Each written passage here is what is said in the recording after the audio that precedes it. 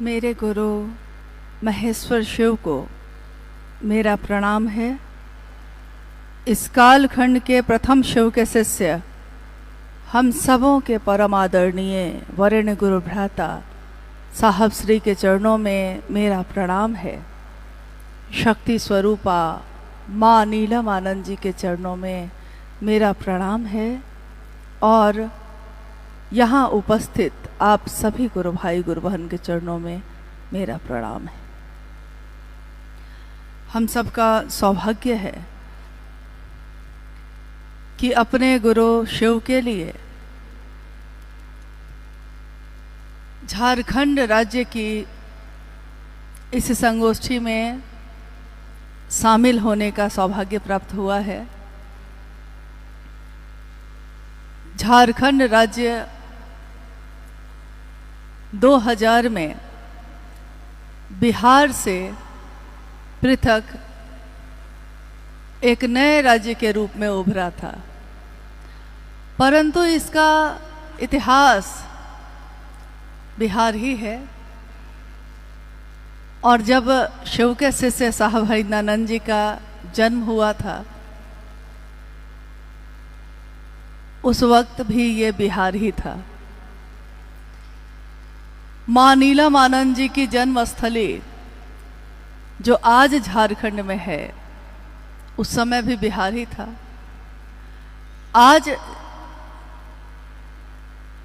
एक तरफ देखिए लौकिक दुनिया में भी क्या होता है, जहाँ साहब श्री हरिनानंद जी का जन्मस्थल बिहार में है, माँ नीलम आनंद जी का जन्मस्थल झारखंड में है।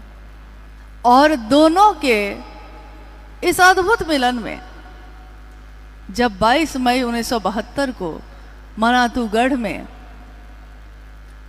वहाँ के लोगों ने देखा था, अनुभव किया था, ये सच है कि उस समय कोई नहीं जानता था कि ये जो मिलन है ये शिव और शक्ति की किस ऊर्जा का है। एक अद्भुत, एक अप्रतिम शिव के शिष्यता की नींव जहाँ से पैदा हो रही थी। और उसके 2 ही वर्षों के बाद यानी सन 1974 में साहब ने शिव को अपना गुरु बनाया और साहब ने कहा कि मैं जो करता हूं उसकी जिद है मेरे अंदर, और यही जिद, यही जुनून महादेव को गुरु बनाने में काम आया। मैंने महादेव को अपना बनाया तो ये सोच लिया था कि बना लिया है तो बना लिया है, अब छोड़ूंगा नहीं। और मेरी ये आदत है, अक्सर साहब ने कहा मेरी ये आदत है, मैं जिसको अपना बना लेता हूं फिर चाहे सारी दुनिया दूसरी तरफ हो जाए, मैं हमेशा उसी के तरफ खड़ा होता हूं। इसलिए आज भी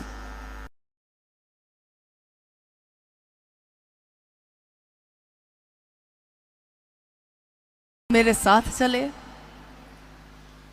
लेकिन लोग मिलते गए, लोग बिछड़ते गए, परंतु मैं जब से चला हूं मेरी मंजिल पे नजर है।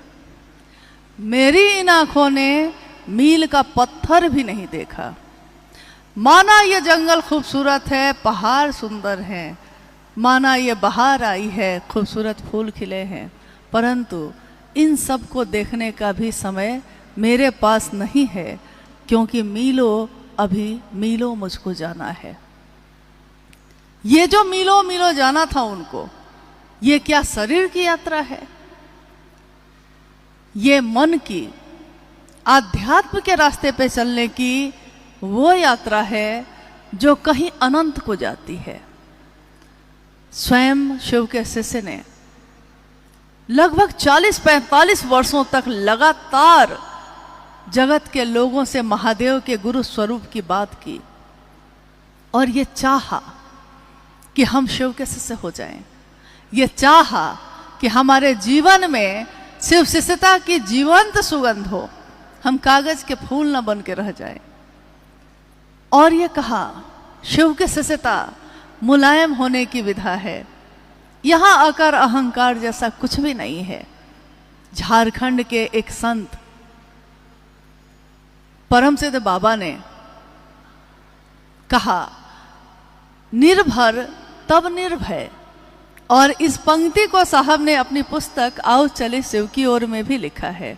निर्भर तब निर्भय। निर्भर हम होते कहाँ हैं? महादेव पे हम निर्भर हो जाएं, ये दुसाध्य है, कठिन है, मुश्किल है। परंतु अगर हो गए, जब तक हम झुकते नहीं हैं तभी तक कठिन है। और एक बार अगर झुक गए, एक बार अगर मखमल की तरह मुलायम हो गए, तो ये रास्ता इतना आसान है, इतना हल्का है कि जैसे मिठाई जो होती है चीनी वाली, लोग नहीं कहते हवा मिठाई है, ये देखने में इतनी बड़ी और सुंदर, गुलाबी लाल, खाइए तो कब चला जाता है, पिघल जाता है, पता ही नहीं चलता। और दूर से देखिए तो लगता है इतनी बड़ी मिठाई है। साहब ने इसका उदाहरण देते हुए कहा, अध्यात्म एक ऐसा रास्ता है कि अध्यात्म एक ऐसी मिठाई जैसी ही बात है। अगर आप इसको चख लिए, अगर आपने स्वाद ले लिया, तो आपके जीवन में आनंद लाता है। आपको मिठाई जैसी ही हल्की लगेगी, ये हवा मिठाई की तरह मीठी और सुंदर, आनंददायक। हमने अपने अपने जीवन में हमेशा चाहा, काश कुछ अच्छा होता, कहीं और जन्मे होते हम, कोई और होता परिवार, कोई और बड़ी नौकरी मिलती, और अच्छे स्वास्थ्य के साथ रहते, कभी बीमार ना होते, कभी गरीब ना होते। परंतु जब भी हमने जो चाहा वो नहीं हुआ। फिर भी हम अपनी दीर्घकालिक योजनाओं में, अपनी दीर्घकालिक योजना यानी लंबी योजना, अगले पल का ठिकाना नहीं होता, परंतु हम लंबी योजना बनाते हैं। 10 साल बाद क्या करेंगे, 20 साल बाद क्या करेंगे। और ये योजना बनाने में, अपनी दीर्घकालिक योजना बनाने में, हम अपनी अल्पकालिक यात्रा को भूल जाते हैं। ये पंक्ति है साहब श्री हरिनानंद जी की शिष्यानुभूति की, कि हर व्यक्ति अपनी अपनी योजना बनाने में लगा है, पर भूल गया कि काल के मुख में बैठा है। कब काल का मुंह बंद होगा, कब मौत की एक बूंद होगी और ये जीवन खत्म। परंतु फिर भी हम दीर्घकालिक योजना बनाते हैं। महादेव हमारे गुरु, जब भी शिव शिष्टता की बात इस कालखंड में हो रही है, होती चली आई है, मनवंतरों तक होती रहेगी, क्योंकि यह शिव का संदेश है। शिव का ही यह संदेश है कि हरिंद्र की बताई विधा ही मनवंतरों तक के लिए पर्याप्त है। तो मनवंतरों तक ये होती रहेगी। हमारे शरीर बदलते रहेंगे, शायद हमने पहले भी जन्म लिया हो, शायद हम आगे भी जन्म लें, परंतु इस जन्म में जो जागे हैं, इस जीवन में जो जागे हैं हम, तो कहा जाता है कि जब जागिए तभी सवेरा। जब जागिए, कभी कभी कोई छोटा बच्चा भी जाग जाता है, और कभी कभी कोई वृद्ध होकर भी जाग नहीं पाता। कभी कभी कोई युवावस्था में ही अध्यात्म के चरम पे पहुंचता है, और कभी कभी कोई मृत्यु के शैया पे बैठे भी उस चरम को नहीं पा पाता, उसको नहीं देख पाता। ये होता है मात्र अपने गुरु की दया से। और गुरु अगर शिव हो तो क्या होगा। शरीरधारी गुरुओं की तो एक सीमा है, एक सीमा तक शरीरधारी गुरु के भी शिष्य बनकर हम कुछ पा सकते हैं। कहते हैं गुरु अपनी वाणी से, यानी अपनी बोली से, अपने स्पर्श से छूकर, अपने पास बिठाकर हम में शिव भाव का आवेश जगा सकते हैं। परंतु एक सीमा के बाद वो भी खत्म हो जाता है। एक सीमा के बाद उनकी ताकत काम नहीं करती। हमारी 5 ज्ञानेंद्रियां जिन आंखों से हम देखते हैं, जिन कानों से हम सुनते हैं, जिस हाथ से छूते हैं किसी को, यानी हमारी जितनी ज्ञानेंद्रियां हैं, हम कुछ समय के बाद, कुछ सीमा के बाद उससे न देख पाते हैं। इस दीवार के उस पार क्या है नहीं देख सकते।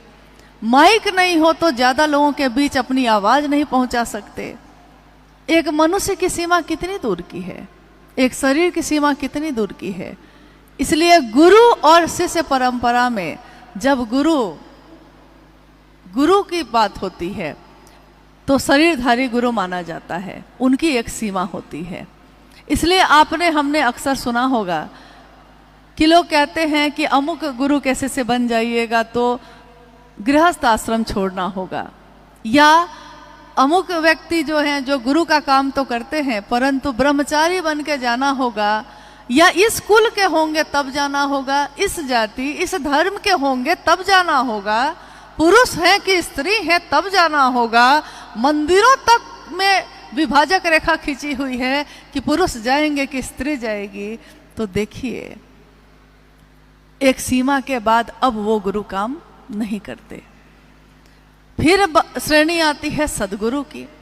सदगुरु भी शरीर में होते हैं, और सदगुरु श्रेणी में काफी व्यक्ति ऐसे आए इस जगत में जिन्होंने मात्र अपनी दया से जीव के मन में शिव का आवेश जगाया है, परंतु शरीर में आए हैं तो शरीर में जब तक बंधन नहीं होगा, जब तक नियम नहीं होंगे, तब तक शरीर में वो सदगुरु का काम भी नहीं कर सकते।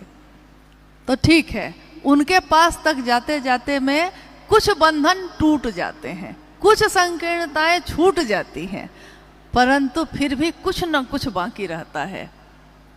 हो सकता है उनको ये पसंद हो सकता है उनको ये नापसंद हो सकता है वो सूर्योदय से पहले से लेकर शाम तक में लाखों मंत्रों का जप करते हो, उनको ये पसंद हो, या उनको ये पसंद हो कि मुझको मिठाई पसंद है, बहुत मामूली सी चीज। माँ काली के उपासक जो दक्षिणेश्वर में मंदिर स्थापित है, माँ काली, अघोरा सिर्फ काली को कहा गया।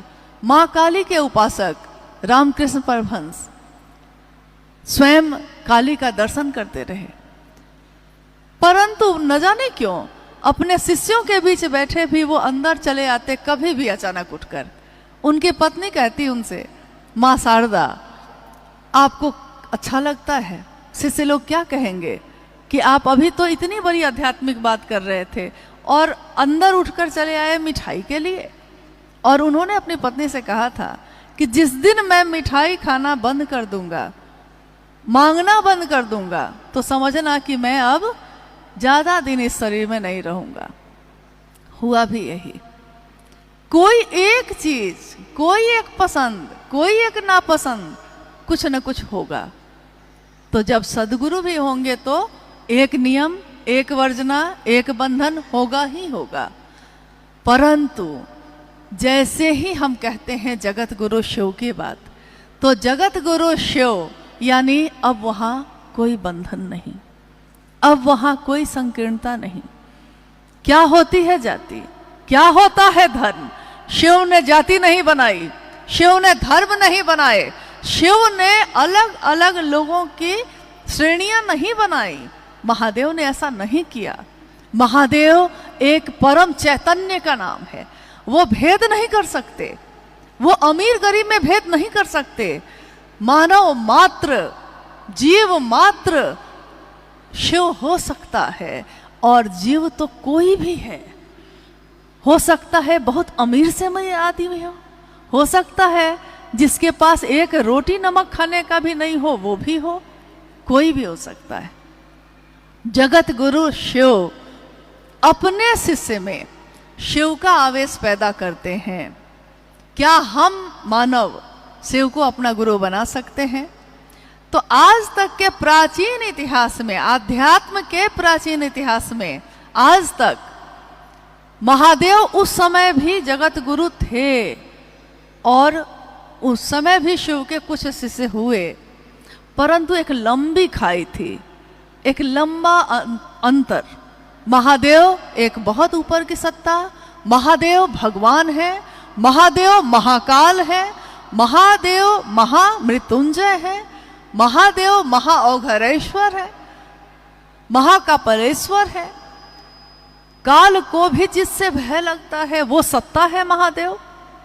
देखिए, एक तरफ महादेव शिखर पे हैं, अब उनसे ऊपर कुछ भी नहीं। देवी देवता भी, जब जब यह दृष्टांत मिलता है, देवी देवता भी जब हारते हैं तो निर्भर होते हैं उन पे, देवों के देव महादेव पे। इसलिए एक ही सत्ता को महादेव कहा गया। महाशब्द जहां जहां लगा है सिर्फ महादेव के साथ ही लगा है। और इतनी बड़ी सत्ता, इतना नीचे अपने को करते हैं, इतना नीचे करते हैं कि हमारे आपके जैसे सामान्य से अति सामान्य लोग महादेव का अनुभव करते हैं, महादेव को महसूस करते हैं। यह किनके कारण हो पाया? क्यों नहीं हजारों साल के इतिहास में किसी और ने यह बात कहा या हमको रास्ता दिखाया? न जाने क्यों यह हुआ, परंतु यह हुआ। और कोई ऐसा नहीं आया जो कहता कि जंगल में रहते हो, पहाड़ पे रहते हो, खाने को भी कुछ नहीं, पात्रता भी नहीं है, शास्त्र भी नहीं पढ़ सकते, संस्कृत भी नहीं आती है, कुछ भी नहीं आता है, लेकिन जीव हैं आप में संभावना है शिव होने की। और महादेव हमको और आपको शिष्य के रूप में स्वीकार करते हैं। इतनी बड़ी सत्ता, इतने शिखर पे बैठे महादेव, हम आज क्या बोल रहे हैं?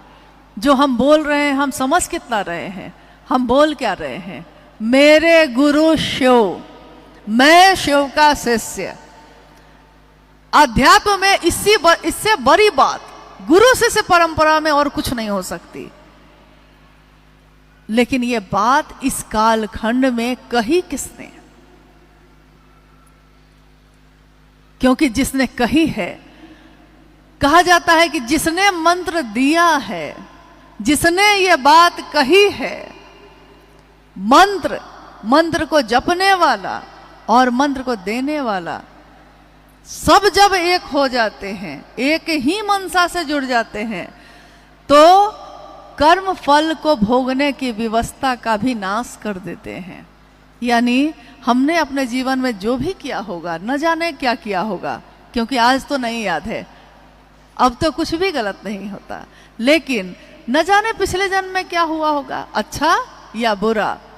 शिव गुरु के रूप में करते क्या है, क्या देते हैं?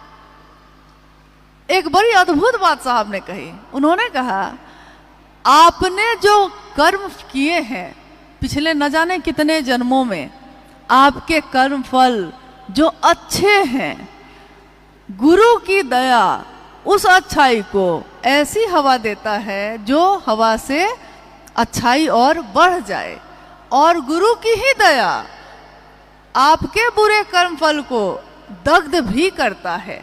आपने देखा होगा, हम जब चूल्हे में आग लगाते हैं, हम जब चूल्हा जलाते हैं, लकड़ी जलाते हैं उसमें, तो हम एक बार हवा ही, पंखा से हवा देते हैं तो आग भड़क जाती है और ज़्यादा तेज हो जाती है, और उसी तरफ से दूसरी तरफ से फिर हवा के झोंके से ही आग को बुझा भी देते हैं।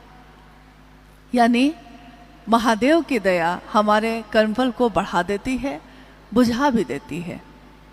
अच्छे को बढ़ाना और जो बुरा किया है उसको बुझाना। लेकिन महादेव को गुरु मानकर हम चाहते क्या हैं? क्योंकि ये तो सबसे बड़ा प्रश्न है। जब भी हम किसी को कुछ बनाते हैं, अपना बनाते हैं, तो लौकिक जीवन में हम उससे कोई उम्मीद नहीं रखते, बहुत बार नहीं रखते।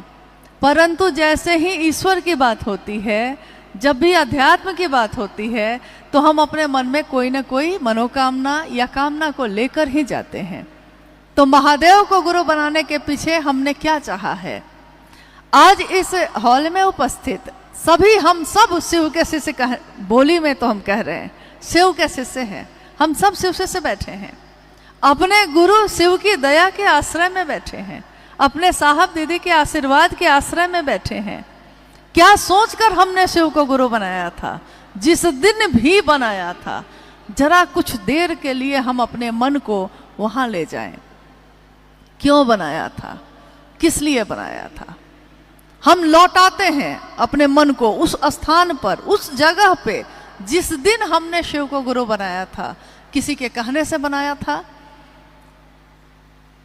कोई कामना थी इसके लिए बनाया था, संतान नहीं हो रही थी इसके लिए बनाया था, पीड़ा और दुख की इम्तिहान थी, बहुत ज़्यादा था, कष्ट कम नहीं हो रहा था इसके लिए बनाया था, या महादेव अच्छे लगे थे इसलिए बनाया था, महादेव की बात अच्छी लगी थी इसलिए बनाया था। चाहे जिस लिए भी बनाया हो, लेकिन रास्ता ये मोहब्बत का ही है। और यही बात साहब श्री ने कही कि महादेव को गुरु बनाते समय हमारा मन कितना सुंदर था, कितना पवित्र और अच्छा था। परंतु देखिए क्या हो गया कि देखते देखते कुछ वर्षों में ही मोहब्बत तिजारत में बदल गई। मोहब्बत का रास्ता व्यापार का रास्ता क्यों बना? मोहब्बत तो मोहब्बत का रास्ता होता है। मोहब्बत में तो दिया जाता है, मोहब्बत में लिया तो नहीं जाता। मोहब्बत में तो जिससे प्रेम करते हैं उसको देते हैं, लेते कब हैं? परंतु कोई शर्त होती नहीं प्यार में, परंतु हमने शर्तों में प्यार किया। महादेव गुरु के रूप में हम चाहे शर्त में भी प्यार करें, हमारे मन में इतना तीव्र आवेश जगाते हैं कि उनके बलात् आकर्षण में हमारा मन खींचा चला जाता है, खींचा ही जा रहा है महादेव के आकर्षण में, एक ऐसे चुंबक के आकर्षण में जिसके बारे में साहब ने जब अपनी पुस्तक लिखी तो उस पुस्तक में जब पंक्तियां वो लिख रहे थे तो उन्होंने कहा, मैं, साहब कह रहे हैं, मैं शिव के बलात् आकर्षण में तीव्रतम वेग से, प्रबलतम वेग से खींचा जा रहा हूं, एक लोहे के टुकड़े की भांति खींचा जा रहा हूं। मैं चाहता हूं ऐसा भी नहीं है, न जाने क्यों खींचा चला जा रहा हूं। अगर इसका उत्तर देंगे कि क्यों खींचा जा रहा हूं, तो मेरे गुरु शिव देंगे या वो चुंबक देगा जो मुझको खींचता है। साहब ने हमेशा कहा कि मैंने न सोचा था, न मैंने चाहा था, न जाने कैसे कैसे मेरे रास्ते बदलते चले गए। आपने अभी थोड़ी देर पहले मंडल सर के द्वारा जो शिवशिष्टता की पृष्ठभूमि, व्याप्ति और प्रयोजन विषय पे सुना, तो आपने ये सुना कि किस तरह साहब ने शिव को अपना गुरु बनाया था और किस तरह उन्होंने ये चाहा कि शिव को चाहा तो फिर और कुछ न चाहा। एक ही दृष्टांत आता है आज तक में कि सुना है कि माँ उमा ने आराधना की थी, माँ पार्वती ने तपस्या की थी और कहा था, जब नारद गए थे उनके पास कहने कि और भी अच्छे अच्छे देवी देवता हैं, आप और देवताओं का भी वर्ण कर सकती हैं, परंतु माँ उमा ने कहा था, वरहूं शंभु नहीं तो रहूं कुंवारी, वरण करूंगी तो सिर्फ शिव का, नहीं तो किसी का नहीं। परंतु हम आप क्या ऐसा कर पा रहे हैं? क्या हम शिष्य के रूप में, क्योंकि शिष्य की दुनिया में तो गुरु होता है और गुरु की दुनिया उसके शिष्यों से होती है, तो एक शिष्य होने के नाते हमको आपको भी ये सोचना होगा कि एक निष्ठता ही आध्यात्म की आधार भूमि है। एक निष्ठता फिर दूसरे जगह चलेगी, व्यभिचारी भक्ति दूसरे जगह चलेगी, आध्यात्म में नहीं चलती। आध्यात्म का रास्ता एक को जानो, एक को मानो का ही है। एक मतलब कौन? जो एक से बहुत हुआ था, फिर से बहुत से एक होगा। एको हम बहुत श्याम जब शिव ने कहा था, और आज जब जीव से शिव होने की यात्रा है, तो महादेव के लिए एकनिष्ठ होना कठिन है, बहुत कठिन है, आसान नहीं है। अब है कि महादेव को गुरु मानने और शिष्य बनने के बीच की जो परंपरा है, इस कालखंड में जब साहब श्री ने शुरू की तो उन्होंने यही देखा था, कोई ऐसा नहीं है जो किसी को रास्ता दिखाता हो, सही रास्ता। हर व्यक्ति खुद से जोड़ने की कोशिश में है, लेकिन ऐसे लोग दिख ही नहीं रहे जो शिव से जोड़ने की कोशिश कर रहे हों। ये भी बड़ी अद्भुत बात है, क्योंकि लौकिक जगत में जब हम किसी को प्रेम करते हैं तो अगर मैंने आपको प्रेम किया है तो मैं चाहूंगी कि आप मुझसे ज्यादा किसी को ना चाहें, और आप भी यही चाहेंगे, मतलब जिसको भी आपने चाहा है, जिससे भी प्रेम किया है। लौकिक जगत में जब हम प्रेम करते हैं तो ये प्रेम संकीर्ण होता है, जलन और ईर्ष्या से भरा होता है। कोई देखे तुमको तो जलता है दिल, ऐसी भावना को लिए होता है। परंतु जब पारलौकिक जगत की बात होती है, शिव को प्रेम करने की बात होती है, तो आज तक के जितने भी उदाहरण हैं उसमें सबसे सुंदर सर्वोत्तम उदाहरण है शिव के शिष्य साहब हरिंद्रानंद जी की, जिसमें उन्होंने कहा कि मैं जिस शिव को चाहता हूं तुम भी उसको चाहो। और शिव को कहा, हे शिव, मैं शिव का शिष्य हरिंद्रानंद आपसे साष्टांग अपने आप को पूरी तरह झुकाकर, अपने आप को आपके चरणों में गिराकर साष्टांग ये प्रार्थना करता हूं कि हम सभी का मन शिव की दया की अतल गहराइयों में समाहित ही होता रहे। हम सभी का मन शिव की दया की अतल, जिसका कोई तल नहीं, तालाब का तल होता है, नदी का होता है, समंदर का भी होता है, परंतु शिव की दया का कोई तल नहीं होता। इसीलिए प्रेम का भी तल नहीं होता। प्रेम में हम डूबते हैं, मेरा मन डूबता है। कितना भी बात कर ले जिसको प्रेम करते हैं, क्या मन भर जाता है, संतुष्ट हो जाता है कि अब तुमसे नहीं बात करनी, अब जाओ? नहीं होता है, लगता है और कुछ बात करते। कितना भी देख लें, अक्सर लोग कहते हैं साहब को देख नहीं पाए। हम साहब को कितना भी देख लेते, क्या हम इस शरीर को उनके देख के भी संतुष्ट हो पाते? क्योंकि जिससे आप प्रेम करते हैं उसको देखते देखते आंखें थक जाती हैं, मन संतुष्ट नहीं होता है, मन प्रेम में डूबता है। और जब प्रेम होता है तो फिर दो सत्ता में पैदा होता है, परंतु दोनों को एक करता है। प्रेम गली अति सांकरी, जामे दो न समाये, दो नहीं समा सकते। तो गुरु और शिष्य परंपरा में, जगत गुरु शिव और शिष्यों की परंपरा में शुरुआत में हम हो सकता है शिव के साकार या निराकार दोनों स्वरूप को अपनाएं। शिव जो मंदिरों में है, जो मूर्ति में है, जो तस्वीरों में है, जो शिवलिंग के प्रतीक के रूप में है, प्रारंभिक अवस्था में ये सब चलेगा, परंतु मिलना तो उस निराकार शिव से ही होता है। ठीक वैसे ही जब एक इंसान दूसरे इंसान से जब प्रेम कर बैठता है तो वो उसके शरीर से नहीं मिलता, वो उसके अंदर की चैतन्य जो है, उसका वो जो ऊर्जा है जो जीवित है उससे मिलता है, मन मिलता है। मन जब नजदीक होता है किसी के तो आवाज देखिएगा धीमी हो जाती है। अक्सर हमने देखा होगा अपने घरों में कि जब हम किसी से बहुत नजदीक होते हैं मन से तो बहुत धीरे धीरे बात करते हैं। इतना धीरे बात करते हैं कि सामने बैठा व्यक्ति भी नहीं सुन पाता है। होता है कि नहीं ऐसा? बहुत धीमे बात करते हैं। लोग कहते हैं कि पता नहीं दोनों क्या बात कर रहे हैं। लेकिन अगर मन से दूरी हो गई तो हमारे सामने वो खड़ा है, सम्मुख खड़ा है, परंतु हम इतनी तेज आवाज में चिल्लाते हैं कि लोग कहते हैं अरे इतना जोर से क्यों बोल रहे हो? सामने तो खड़ा है, सामने ही तो है। मन ही किसी को अपना बनाता है, मन ही किसी को पराया बनाता है, और पूरे शिवशक्ति में मन ही साथ है। उस शिव से मिलने के लिए, तीनों सूत्र को करने के लिए जो साहब श्री के द्वारा निरूपित है। माँ नीलम आनंद जी के बारे में अभी आपने थोड़ी देर पहले सुना। भाई परमेश्वर जी उसमें अपनी बात, अपनी अभिव्यक्ति दे रहे थे। क्या माँ नीलम आनंद सिर्फ एक शरीर में उतरी, एक सत्ता है? क्या साहब हरिंदरानंद जी जो शरीर में दिखे बस उतने ही है?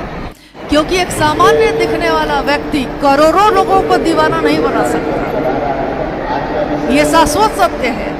जब तक उसमें आध्यात्मिक ऊर्जा का संचरण नहीं होगा, वो करोड़ों लोगों को अपनी बातों पे चलने के लिए स्वतः अपनी इच्छा से हम चल रहे हैं, वो मजबूर भी नहीं कर रहे। हम खुशी खुशी चल रहे हैं उस रास्ते पे, और अगर कोई दूसरा नहीं चल रहा तो हम चाहते हैं कि वो चले, खुशी खुशी ही जा रहे हैं, अपनी स्वेच्छा से जा रहे हैं। क्या ये बिना आध्यात्मिक ताकत के हो सकता है? और किसकी ताकत? एक आदमी के मन को हम अपने अनुसार नहीं कर पाते, करोड़ों लोगों को कर लेंगे। तो जो शरीर में उतरे उस चैतन्य से मिलने में, अगर कहा जाए कि जरा बताइए महादेव के बारे में, बताइए साहब के बारे में, बताइए दीदी नीलम जी के बारे में, तो शब्दों में नहीं बताया जा सकता। इस भाव को शब्दों में नहीं बांधा जा सकता, क्योंकि शब्द तो बहुत छोटे होते हैं। इसीलिए हम सब साहब की लिखी हुई बात पढ़ते हैं, उनकी बोली हुई बात सुनते हैं, परंतु हमेशा ये अनुभव होता है कि लिखा हुआ तो पढ़ लेंगे, बोला हुआ तो सुन लेंगे, परंतु लिखे हुए को समझने के लिए भी उन्हीं की तरफ से देखना होगा। अगर अभी महादेव यहाँ उपस्थित हो जाए तो जो सामने बैठे गुरु भाई गुरुवान है, वो सामने से देखेंगे और कहेंगे कि महादेव ऐसे हैं। जो दाहिनी तरफ बैठे हैं वो कहेंगे कि महादेव ऐसे हैं। जो बाईं तरफ बैठे हैं वो कहेंगे कि महादेव ऐसे हैं। शिव की अवधारणा आज तक कोई नहीं समझ सका, महादेव कैसे हैं। तो जब महादेव के तत्वों को जाना तो बहुत दूर की बात है, शिव के शिष्य साहब दीदी के तत्वों को तो हम जान ही नहीं सके। हम में से कितने लोग जान सके? और अगर जान लिया होता उन्होंने, तो उनके मन में भी ये बात उतरी होती कि वर हूँ सब हूँ, नहीं तो रहूं कुंवारी। व्यभिचारी भक्ति हम नहीं करते, हम अपना रास्ता नहीं बदलते, हम अपना भगवान नहीं बदलते, हम अपना गुरु नहीं बदलते, और हम अपने साहब दीदी को भी नहीं बदलते। एक ही रहेंगे वो हमारे लिए हमेशा।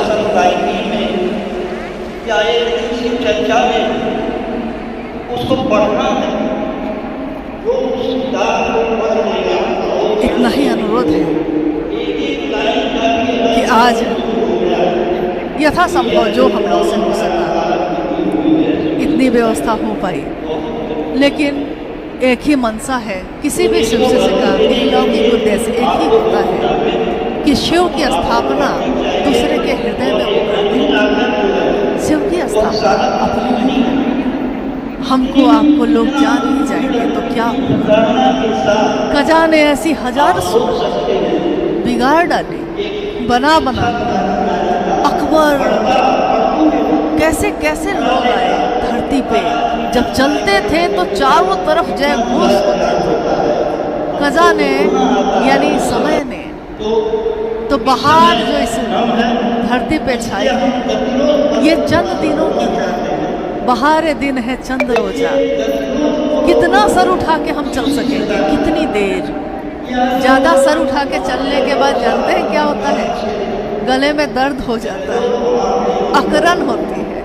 परंतु झुकने की विधा आपने देखा होगा, आज पहाड़ के काफ़ी लोग हैं, पहाड़ और जंगल के लोग हैं ज़्यादा, और जो नहीं भी हैं तो वो पहाड़ और जंगल में जाते ही रहते हैं, आसपास में तो है ही। हमेशा जब आप पैदल चलते हैं तो आपने देखा होगा कि बहुत सारा हम लोग अगर झोला थैला सामान से भर लिए हैं और चलना चाहते हैं पहाड़ पे यानी ऊंचाई पे, तो जैसे जैसे हम ऊपर की तरफ बढ़ते हैं वैसे वैसे हमको थकन होने लगती है, थकान बढ़ने लगती है। तो हम झोला में से, अपने थैला में से उस सामान को कम करने लगते हैं जो ज़्यादा भारी लग रहा है।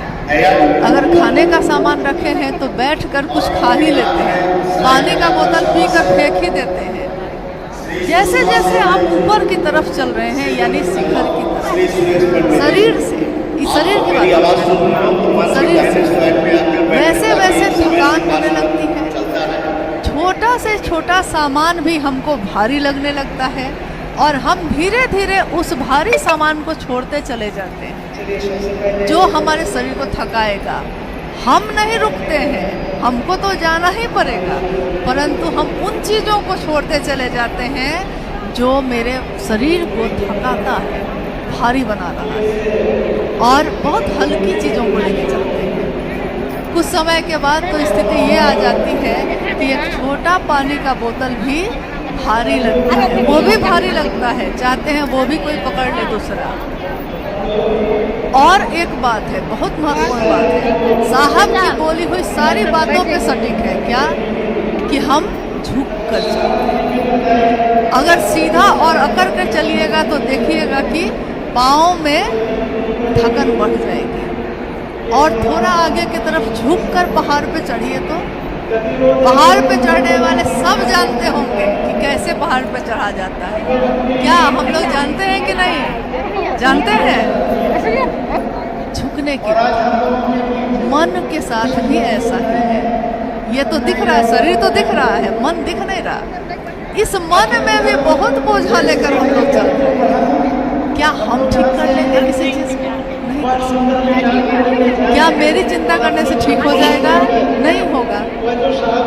तो फिर हम अपने मन में इतना बोझा लेकर चलने के लिए तैयार हैं, क्योंकि जाना है अभी शिखर पे जाना ही नहीं है। पहले से जो अध्यात्म में स्थापित विधियां हैं, उन शिखरों पे भी चले, हिमालय की शिखरों पे अभी और शिखर पे चढ़ना है। हमें हिमालय के शिखरों पर नया हिमालय गढ़ना है। तो बोलिए क्या क्या लेकर चलिएगा मन में? चल सकिएगा? चल सकेंगे हम लोग? हमारे मन में, हमारे चेहरे में, हमारे जीवन में मुस्कुराहट उतर पाएगी, हंसी आएगी? क्योंकि मन में अगर बहुत बोझा होगा तो हम चल ही नहीं सकेंगे, शिखर पे नहीं जा सकेंगे। ये वैसे बंधन है, ये वैसे कांटे हैं जो हमको फिर से धरती पे खींचते हैं। उसने क्या कहा? जो उसके पास था उसने कहा मेरे पास क्या है, मैं वो हूँ। किसी ने नफरत थी तो नफरत दिया, मेरे पास प्रेम है, मैं प्रेम दूँ। किसी ने शिकायत की, मेरे पास क्या शिकायत? तो आपके पास क्या है? हमारे पास क्या है? हम दुनिया को क्या देना चाहते हैं? हम महादेव देना चाहते हैं, शिव का शिष्यता उसके मन में जग जाए, ये चाहते हैं? अगर हम ये चाहते हैं तो महादेव इसमें हमारी मदद करते हैं। लेकिन अगर हम ये नहीं चाहते तो कोई हमारी मदद नहीं करता, और हमारी स्थिति धीरे धीरे लटाई से जो पतंग कट जाती है वही हो जाती है। कुछ दिन तक तो खूब धूम दिखेगी, अमुक आदमी, अब अमुक आदमी, अमुक आदमी, लेकिन उसके बाद उस पतंग का क्या होगा कोई नहीं जानता।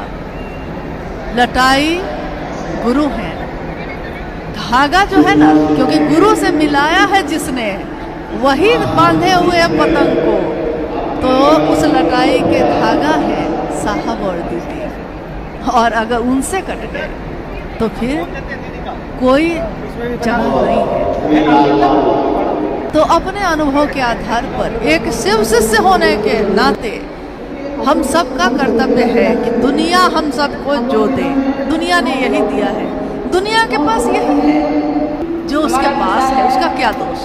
उसके पास अगर नफरत है तो वो क्या करे? वो तो वही दे पाएगा। किसी के हाथों में कांटे हैं, वो कांटे ही देगा, लेकिन शिव की शिष्यता कांटों पे चढ़ के गुलाब का फूल दुनिया को दिखाती है। इसीलिए साहब ने एक शिष्य के तौर पे लिखा है कि कांटों पे चढ़ के ही गुलाब खिलता है।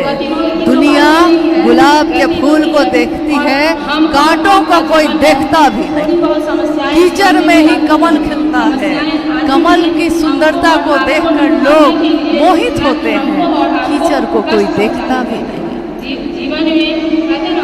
तो हम लोगों को ये क्यों समझाएं कि कीचड़ को मत देखिए, कीचड़ को मत देखिए। इससे ज़्यादा सुंदर है कि उस कीचड़ में कमल खिल जाए, सिर्फ सदा का कमल, कांटों पे चढ़ के गुलाब खिले। गुलाब सुंदरता देता है। गुलाब का ये गुण है कि मसल के फेंकने वाले को भी खुशबू की सजा देता है। ये गुलाब का गुण है। एक शिवशिष्य का यही गुण होता है। और साहब और दीदी ने अपने आचरण से, क्योंकि गुरु आचार्येंद्र भी होते हैं, अपने आचरण से, अपने जीवन से हमको आपको सिखाया है कि चाहे तुमको कोई मसल के भी फेंके, तुम बदबू नहीं दोगे, तुम खुशबू। तो क्या हम लोगों को ये देना है या नहीं देना है? तो दुनिया में झारखंड की बात सिर्फ नहीं है, शिवशिष्यता तो जगत गुरु शिव की बात है। तो जगत गुरु शिव की शिष्यता का दान हम सभी शिव के शिष्य, सिर्फ झारखंड के लोग नहीं, दुनिया का हर आदमी जो शिव का शिष्य है उसके लक्षण बताएंगे कि वो शिव का शिष्य है कि नहीं। तो आइए, क्योंकि जब सरफरोशी की तमन्ना होती है, जब कफन बांध लिया है सर पे, जब दिल दिया है, जान दिया है, ये गा रहे हैं हम आप, दिल दिया है, जान भी देंगे ए गुरु तेरे लिए। तो जब गा रहे हैं, सर पे कफन बांध लिया है, तो फिर सरफरोशी की तमन्ना करने वाले इसकी परवाह नहीं करते कि किसके हाथ में कितने हथियार हैं। वो बस अपना कर्तव्य निभाते हैं। और शिव शिष्यता के नाते हम सबका कर्तव्य बस इतना ही है कि हमको आपको साहब ने जो दिया है, हम भी दुनिया को वही दें, ना उसमें कुछ कम करें, ना उसमें अपनी तरफ से कुछ बढ़ाएं, क्योंकि ये एक आध्यात्मिक अपराध होगा और इस अपराध की सजा मिलेगी। इस अपराध की क्षमा शिव नहीं कर सकेंगे। उस समय जब दीक्षा और गुरु दक्षिणा पे बात हो रही थी, तो मनु भैया ने एक पंक्ति का जिक्र किया था कि माँ की डायरी में लिखा था, आंसू का उपहार महागुरु आज चाहने आए। माँ नीलमानंद, माँ नीलमानंद, करोड़ों संतान हो जिसकी, वो अपने गुरु के पास कह रही है, लिख रही है कि आंसू का उपहार महागुरु आज चाहने आया, क्योंकि महादेव भाव ग्रहण करते हैं। और वो लिख रही है, अद्भुत है ये भाव, अनुकरणीय है। मेरे पास कुछ नहीं है, एक शिष्य के पास क्या होगा? जो चीज़ें हैं यहीं की हैं, यहीं से ली थी, यहीं को देकर जाएंगे, क्या होगा मेरे पास? लेकिन शिव ने जो भाव पैदा किया है मेरे मन में, वो है मेरे पास। सूक्ष्माति सूक्ष्म शिव की सत्ता को सूक्ष्माति सूक्ष्म भाव ही ग्रहण होता है। इसलिए आंसू ही तो है। आंसू नकली कुछ लगा के पैदा नहीं किए जा सकते, ये सिर्फ फिल्मों में होता है। लौकिक जीवन में, सचमुच के जीवन में अगर आँखों में आंसू आते हैं तो या तो अत्यधिक दुख के होते हैं या फिर अत्यधिक सुख के होते हैं। तो माँ नीलम आनंद की आंखों से अगर आंसू बहे हैं तो असीम सुख से, असीम आनंद से उन्होंने छाँव दिया है। और हम सब शिव के शिष्य अपने साहब और दीदी के लिए कृतज्ञ। आपने पौधे का संरक्षण कर दें, बिन आने वाली मांगे पीढ़ियों को दिया। वही हम जो सांसें कम हो रही हैं, और इस कृतज्ञता में हम यही कर सकते हैं कि जो वो चाहते हैं वो हम सब कर सकें। इस संगोष्ठी का भी मूल उद्देश्य, मुख्य उद्देश्य यही है कि हम सब जो एक सभा में बैठे हैं, सभा शिव शिष्यों की सभा, इसमें जो बैठे हैं, हम सभी का मन एक हो, इस जगह पे एक हो, एक विषय में एक हो, बाकी चीज में चलेगा। आपको दूसरा कपड़ा पसंद है, हमको दूसरा पसंद है, आपको दूसरा खाना पसंद है, हमको दूसरा पसंद है, लेकिन आपको भी महादेव ही पसंद है, हमको भी महादेव ही पसंद है। आपने भी दिल उन्हीं को दिया, हमने भी दिल उन्हीं को दिया है। तो आइए हम सभी शिव शिष्यों का मन एक ही भाव संचरित हो हम सबके हृदय में, एक ही भाव, एक ही सोच, एक ही बात कि महादेव के शिष्य बनेंगे भी और बनाएंगे भी। और इसके सिवा न साहब ने कुछ और किया, न हम और कुछ करेंगे, लेकिन साहब की लिखी हुई एक एक चीज, उनकी बनाई हुई एक एक चीज, चाहे वो कुछ भी हो, चाहे वो कोई व्यवस्था हो, चाहे वो संस्था हो, चाहे वो न्यास हो, चाहे वो शिव शिष्यता के क्रम में चलने वाले कार्यक्रम हो, साहब ने के निर्देश के सिवा शिव के शिष्यता में इस धरती पे और कुछ भी नहीं है। ये मैंने अनुभूत किया है, आपने किया है कि नहीं मुझको नहीं पता। क्योंकि अगर उस परिधि में मैंने आज तक अपने जीवन में कोई भी काम किया है तो वो महादेव के भाव से भरा रहा है। अगर किसी के द्वारा मैंने देखा है कि उन्होंने एक रेखा खींची है, एक सीमा खींची है, शिव शिष्यों का आचरण कैसा होना चाहिए, तो उन्होंने सीमा रेखा खींची है। शिव शिष्यता की बगिया में फूल खिले हैं तो क्या देना है और क्या नहीं देना है, उन्होंने रेखा खींची है। अगर हम उसका निर्वहन करते हैं तो सारे जगह पे रास्ते खुले हैं और गति ही गति है, इतनी तीव्र है कि हम लोग थक जा रहे हैं। साहब आप कितना काम कराइएगा, थक जा रहे हैं नहीं, लेकिन काम खत्म नहीं हो रहा है। आइए हम लोग, अगर कोई जिज्ञासा आई है तो उस पर बात करें। समय थोड़ा लंबा खिंच गया है, ये बात भी सही है, क्योंकि स्वाभाविक है जब आप कोई व्यवस्था बनाते हैं तो थोड़ा अनुभव लेते लेते थोड़ा समय हो जाता है, परंतु बड़ी मुश्किल से हम लोग एक जगह इकट्ठा हुए हैं, इसलिए थोड़ी देर के बाद आज का ये कार्यक्रम अपने समापन की तरफ जाएगा। उससे पहले एक दो जिज्ञासा भी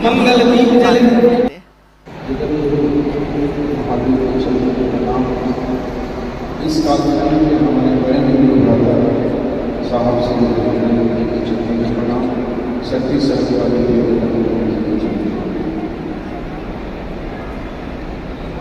महादेव की दया से झारखंड की संस्कृति भेदभाव रामानगर स्टेडियम में आयोजन हुआ और झारखंड के तमाम हमारे भाई बहन जो स्वीकार करते हैं, अग्रसर रहते हैं और चलते हैं, उनको बुलाने का और इस आज के लिए जिज्ञासा जो है काफ़ी है, लेकिन हम लोगों को लग रहा है कि एक दो जिज्ञासा काफ़ी होगी, क्योंकि इस लंबे कार्यक्रम में हम लोगों ने हर पहलू के बारे में बात की है। हर पहलू, शिव से होगा तो वृक्ष भी लगाएगा, शिव से होगा तो पानी भी बचाएगा, क्योंकि शिव ने बनाई है प्रकृति। तो जिन हवाओं को हम सलाम करते हैं जो महादेव को छू कराती है, उस पर भी हमने बात की है। अब ये जिज्ञासा है कि साहब जी का संकल्प है कि शिव गुरु को संसार के एक एक मानव के दिल में बसाना है, तो क्या यह हमारा भी संकल्प है? भाई विक्रांत जिला सरायकेला से हैं। साहब जी का संकल्प है कि शिव गुरु को संसार के एक एक मानव के दिल में बसाना है। तमाम भाई बहनों से मतलब इनका कहना है कि ये साहब का संकल्प है, तो क्या ये हमारा भी संकल्प है? शिव को लेके जाइए और एक एक व्यक्ति के दिल में देखिए, यही संगोष्ठी का उद्देश्य है। इसका उत्तर तो बहुत बड़ा हो सकता है, परंतु कोई मेरी नज़रों से देखे तो समझे कि तुम मेरे क्या हो। तो कोई अगर साहब की नज़रों से देखता है महादेव को, तो साहब की हर चीज मेरी होती है, उनका संकल्प भी मेरा संकल्प, चली जाएगी। उनके शिव भी मेरे शिव बिल्कुल है। हम आप एक भजन सुनते हैं, क्योंकि उन्होंने दिया है तो उनका संकल्प भी मेरा संकल्प है। और बार बार उन्होंने कहा है आप रांची से हैं, कि इसको अपना संकल्प बनाइए, क्योंकि बात करते हैं तो भूल जाते हैं, लेकिन संकल्प लेते हैं तो नहीं भूलते हैं। इसलिए इसका संकल्प लीजिए कि हर व्यक्ति के हृदय में महादेव को धड़काएंगे, स्थापित करेंगे। आज तक दुनिया ने मंदिर बनाए, आज भी बन रहा है, बनना ही चाहिए, क्यों नहीं। हर उस जगह को बनना चाहिए, हर उस स्थान को होना चाहिए जहां जाने से मेरा मन शिव का अनुभव कर सके। परंतु क्या उसकी परिधि से बाहर आकर भी शिव याद आ सकते हैं? ये विधा साहब ने सिखाई कि दुनिया में अपने घर में बैठे हुए भी, खेत में काम करते हुए भी, जंगल में लकड़ी और महुआ चुनते हुए भी, गाड़ी चलाते हुए भी, बिजनेस करते हुए भी, अपने बच्चे को पढ़ाते हुए भी, जिस तरह हम सबको याद करते हैं अपने महादेव को भी याद कर सकते हैं। जिस तरह हम सबके लिए समय निकालते हैं अपने महादेव के लिए भी निकाल सकते हैं। और जिस तरह हम अपनों के लिए बिना कहे ही करते हैं महादेव के लिए भी कर सकते हैं। इसलिए संकल्प शुरू किया था साहब ने, परंतु आज ये हम सबका संकल्प है। ठीक वैसे ही जब एक बरगद का पेड़ जमीन पे जब विशाल होता है, एक बीज से वो बना है, एक बीज से एक विशाल बरगद का पेड़ बनता है, और जब तक उसका जीवन चलता है उस जीवन चक्र में वो अनंत असंख्य बीजों को पैदा करता है, और हर बीज में उतने ही विशाल पेड़ के बनने की संभावना होती है। वैसा ही है साहब श्री का संकल्प। ये संकल्प एक दिन उनका था, फिर दीदी नीलमानंद जी का भी बना, और आज हमारा आपका सबका है।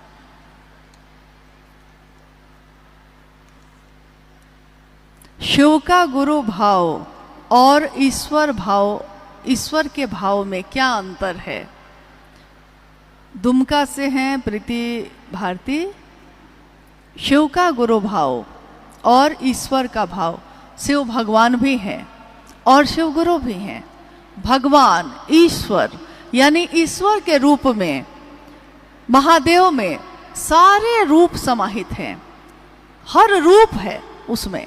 एक ही सत्ता में वो महाकाल भी हैं, वो महामृत्युंजय भी हैं, वो नटराज भी हैं, वो शिव भी हैं, वो शंकर भी हैं, वो महेश की कुर्सी पे भी बैठे हैं और जगत गुरु की कुर्सी पे भी बैठे हैं। हजारों रूप हैं, लेकिन एक ही सत्ता में, जिस तरह हमारे आपके अंदर भी हैं, एक ही सत्ता में बेटी भी है, पत्नी भी है, माँ भी है, बहन भी है, मित्र भी है, दुश्मन भी है, एक ही सत्ता में। ठीक वैसे ही ईश्वर में वो सारे समग्र स्वरूप समाहित हैं। ईश्वर का भाव क्या है? शिव ईश्वर के रूप में सभी मनोकामनाओं की पूर्ति करते हैं। इसीलिए मंदिरों में इतनी भीड़ होती है, इसीलिए तो इतने उपवास हैं, इसीलिए इतनी साधना की प्रचलित विधियां हैं, क्योंकि भगवान शिव हमारी मनोकामनाओं को सुनते हैं, तभी तो उत्तर में परिणाम भी आता है। वो दिखते नहीं है, सुनते हैं। मालिक बड़े करीब से सुनते गरीब की, बहुत करीब से सुनते हैं। हम बोलेंगे तब ना, हम कहेंगे तब ना, तो सुनते हैं। और देते हैं क्या? मनोकामना की पूर्ति करने में महादेव भगवान के रूप में जो आप मांगेंगे वो प्रसन्न हो गए तो दे देंगे। इसी पे साहब ने उदाहरण दिया था कि रावण शिव का इतना बड़ा भक्त था, परंतु उसने शिव से तीनों लोगों की संपत्ति मांगी थी और महादेव ने दी थी, परंतु उस संपदा को, उस संपत्ति को, उस तीनों लोगों के अधिपति होने की ताकत को संभालने का ज्ञान नहीं मांगा था। हम आपसे कुछ मांग सकते हैं, हम कहेंगे कि आपकी गाड़ी बहुत अच्छी है, दे दीजिए, आप दे भी देंगे। अब उस गाड़ी को चलाना ही नहीं आता मुझको, मेरे किस काम की? और अगर चला लिया है, आधा अधूरा है, तो दुर्घटना होगी, खुद भी जाएंगे, किसी को लेकर भी जाएंगे। तो जब भी मनोकामना की पूर्ति ईश्वर के रूप में होती है, तो जरूरी नहीं है कि उसमें वो ये सोचेंगे कि आपके लिए अच्छा है कि नहीं।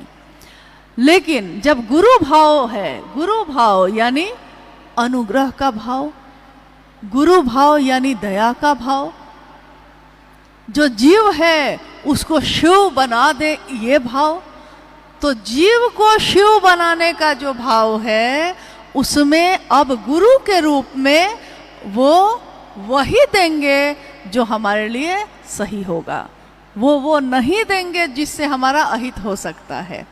जैसे हम अपने बच्चे को चाकू नहीं देंगे, हाथ काट लेगा वो, लेकिन दूसरे का है तो हो सकता है वो दे भी दे।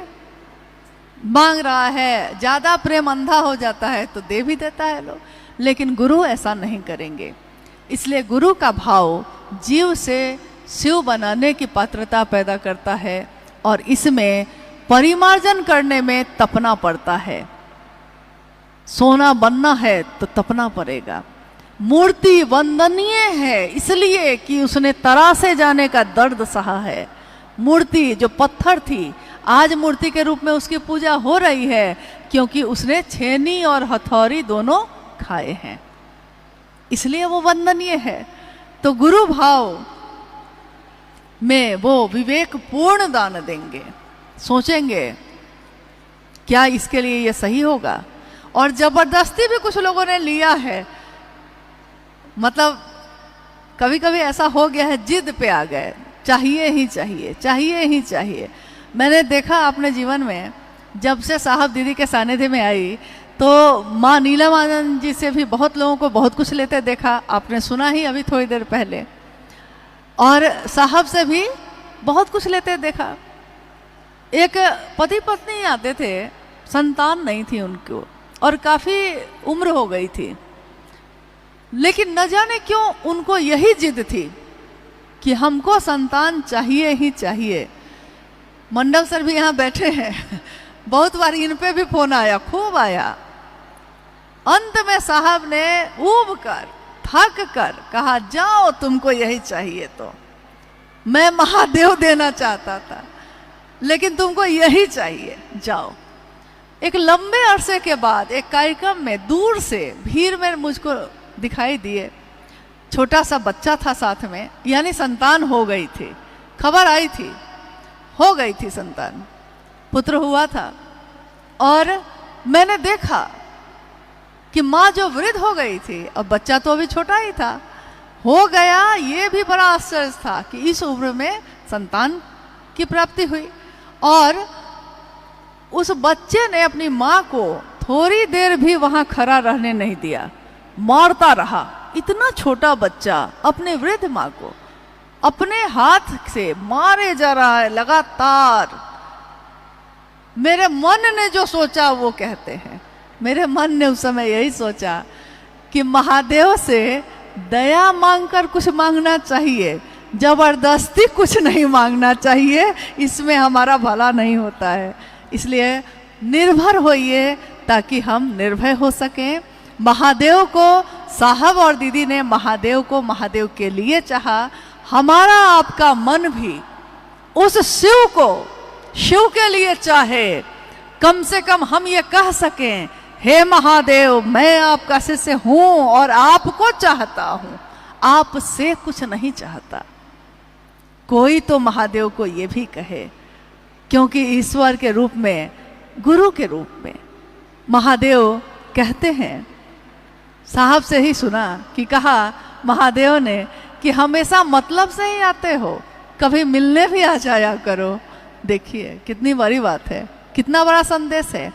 महादेव से मिल सके हम, साहब और दीदी के बताए हुए रास्ते पे चल सके, शिव की शिष्यता की जो आध्यात्मिक धारा चल रही है उस मूल उद्देश्य को लेकर, उस धारा के साथ हम सबका मन उस महादेव की दया की अतल गहराइयों में समाहित हुई होता रहे।